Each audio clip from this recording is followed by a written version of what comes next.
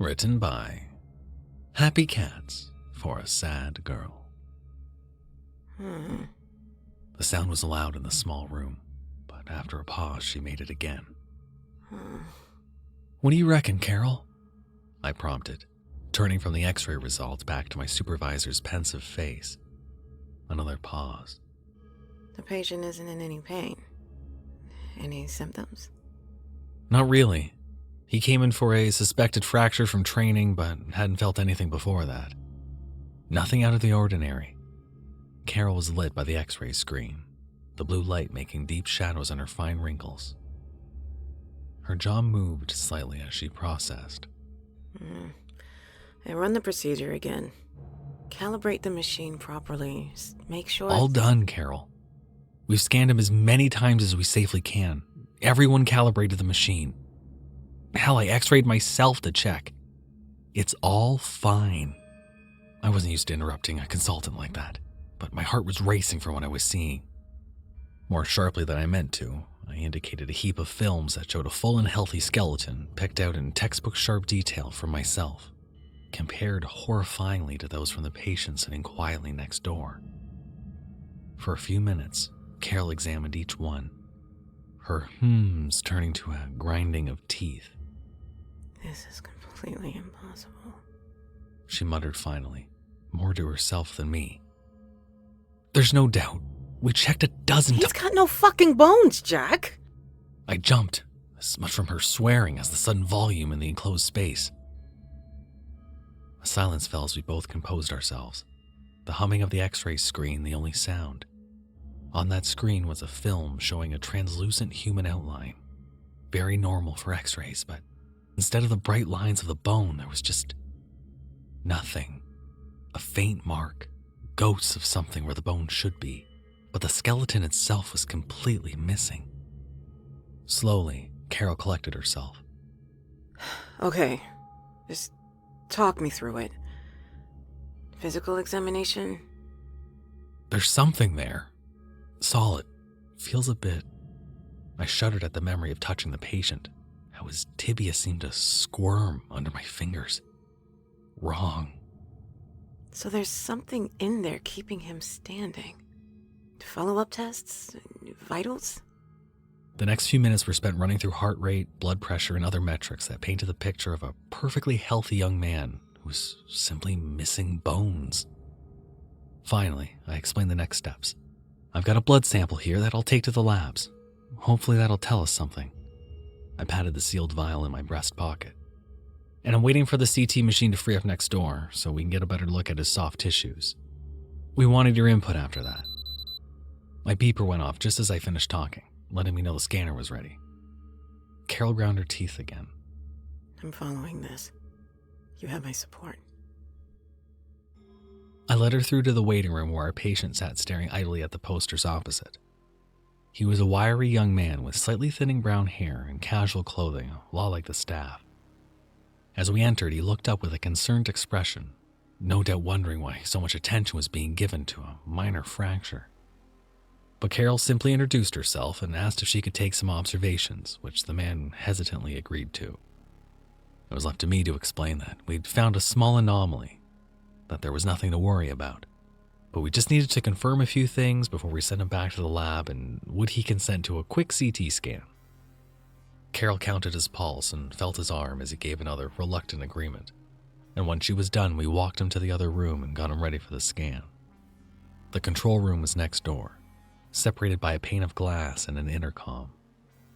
Once we settled, I turned to Carol as the machine warmed up. So, what's your expert opinion?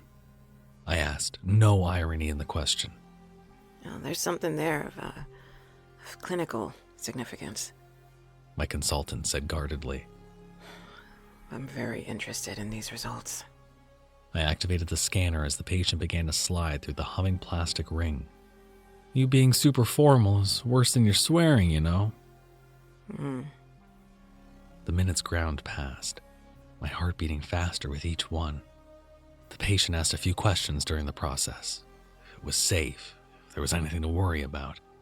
But I reassured him over the intercom and reminded him to stay as still as possible. When he asked what we were doing, I explained that a CT would give us a better view of soft tissues, muscles, and organs and such. Just to check if the fracture damaged anything, I added. Nothing to concern him. Finally, it was done. Barely breathing, I pulled the results on the screen as Carol craned forwards. Oh, fuck. She breathed. I zoomed in with shaking hands, not believing what I was seeing myself. Carol was just repeating the word to herself over and over again as her eyes devoured the horror on the screen. I panned over the image, but they were everywhere. Everywhere that was meant to have bone was replaced by... Quarantine. I looked up at Carol, but she said it again, louder, more firmly. Quarantine! Right now! Lock the doors! We need security! Okay, I'll go to... No! Here too! You and me! We touched the patient! She walked over and locked the operation room door, pulling out her phone and dialing a number at the same time. The door, Jack! Now! My skin began to itch at her words. Pins and needles and a deep, sickening crawling sensation. Us too? Quarantine? Contaminated with those? My hand was obeying my superior, though, hitting the button to lock the door to the CT room. The patient's head snapped up at the sound, looking first at the door and then through the window at us. He was starting to panic now. Just a precaution, sir. There's nothing to worry about. My voice was thin and high on the intercom. Unconvincing. I didn't care, though. My eyes were fixed on the results screen and on what the CT scan had revealed. Insects. Thousands of them. Densely packed together, columns running through the patient's body. Their carapaces picked out in blinding white on the screen. Bodies locked together by spindly legs, needle-thin antennae poking out from the masses. The x-rays had passed right through them, but the CT scan revealed them in sickening detail. The terrible things made shapes, and with horror I realized they had taken place of his bones. The radius, ulnar, femur, even the goddamn skull remade from a mosaic of insect bodies, each smaller than a grain of rice. I felt dizzy. I felt them moving. Carol was speaking to someone and the patient's voice was coming in tinny over the intercom, but I wasn't listening. A cold, trickling feeling was spreading throughout my body, and my mind was going faint. All at once I threw up, missing the bin completely, but managing at least to get the floor and not the equipment. I collapsed hard to the ground. The pungent smell of bile filled the room, adding to the sensory maelstrom. After a moment, I felt myself being lifted and turned to see Carol helping me back into the chair. Stay still and breathe deeply, She instructed. Water is on the way. So, just sit for the moment, if you need to. She stood and said something to the patient before turning off the intercom and the results screen, leaving only the light from the CT room to fill our little space. It helped a little, but the images were still burned into my mind. Finally, she knelt in front of me, careful to avoid the vomit, and held my arms as she talked me through a breathing exercise. Slowly, I came back to myself, the panic receding. Sorry, I muttered. I don't like bugs. I'm not a fan myself. Especially not those ones. She said kindly. Your bones don't feel like them, if that helps. Just a few minor cuts. She indicated my arms and a spot of blood on my chest. Before I could reply, Carol's phone rang, and she stood to answer it. I shivered and did my best to fight off the feeling of phantom itching from inside my body. Yeah, understood. Oh, well, we wanted him to leave. You don't need to keep saying it, Sue. I know what lethal force is. Water. Cleaning supplies too, if possible. Yeah. Yeah, okay. Bye. She let out a shaky breath as she hung up, before looking over to me. We're under instruction to stay in place. These 2 rooms are now considered a quarantine zone. Apparently they've seen something like this before, but it's not a good prognosis. If you have it, well, it's like rabies. Another shaky breath. Once they're in there, there's no way to stop them. I felt sick again, but swallowed it down. Questions rolled through my head. They knew these things existed? Is this part of what our facility is studying? What happened to the first patients? Why can't they stop it? Why does my skin itch? Did they really say lethal force? Before I could voice any of the torrent in my mind, I was jolted by a bang next to my head. Our patient had come to the adjoining window and had smacked his hand into it, desperate to get our attention. Without the intercom, we couldn't hear any words, but he seemed to be shouting. Jesus. Carol muttered, clearly also startled. She took one look at my face. You stay there. I'll do my best to reassure our patient. Both reassure and our patient seemed to ring slightly hollow in our current situation, but I didn't protest.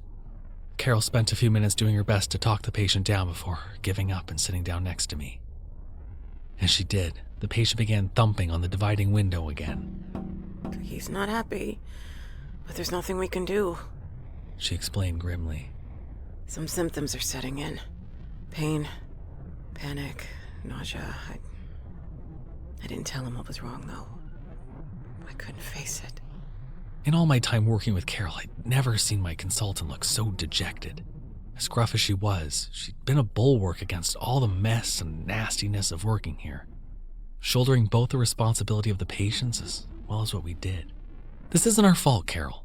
We did the best we could. I tried. Maybe we could still help him. Mm-hmm. I mean it. Tests or something. Maybe we can fix whatever those bastards upstairs did to him. This caught her attention.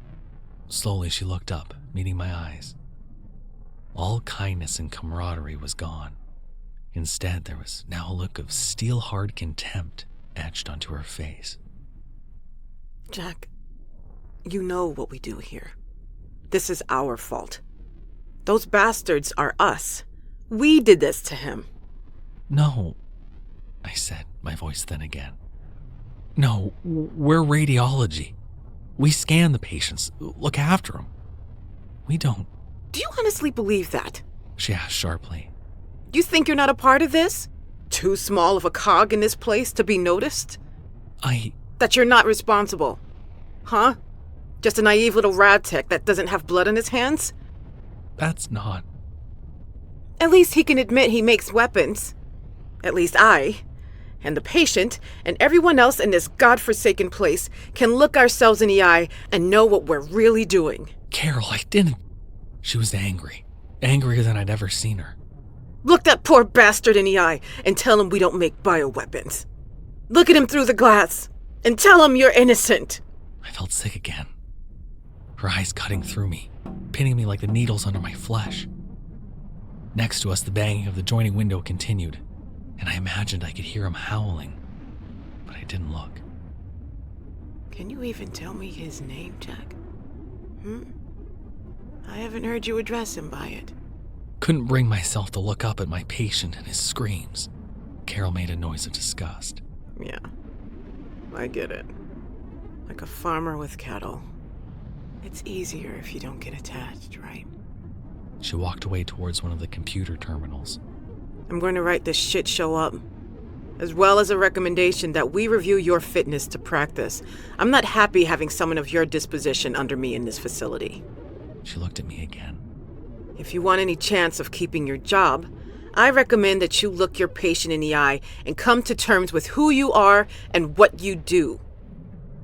The banging had stopped. Shamefully, I turned to look at the body of my patient. Except he wasn't dead. My heart stopped. In front of the window stood a melting man. His limbs were distending, lengthening and distorting as I looked, skin stretching and bubbling. The spine deformed, bending him forwards, horribly towards the glass as his jaw flopped open and his skull collapsed on one side. The stretching skin began to split, white shapes pouring free from the gashes, but now I could barely make it out through the film of tears. I heard myself scream, collapsing down at the same time the poor bastard's legs gave way and he fell mercifully out of view. I don't know how long I sat there sobbing for. Eventually, Carol's voice came from above me. This is what we do here, Jack. and you need to be okay with it. For now, I need the sample vial you took from Mr. Schwann. You're not fit to keep it safe right now. Shakily, I reached into my chest pocket, obeying without question. Immediately, there was a sharp, burning pain, and I pulled my hand out with a yelp. A half-inch cut wept blood along my index finger. In horror, I looked inside, only to see the glint of a shattered sample vial wink up at me, right where I had landed on it. Terrified, I looked up into Carol's face, which had drained of color. Right. She said. Oh, okay. I'm going to ask what the transmission vectors of this particular project are. You, stay still, and over there.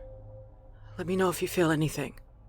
I simply nodded, unable to speak, desperately trying to ignore the itching coming from deep within my right arm that was slowly spreading upwards.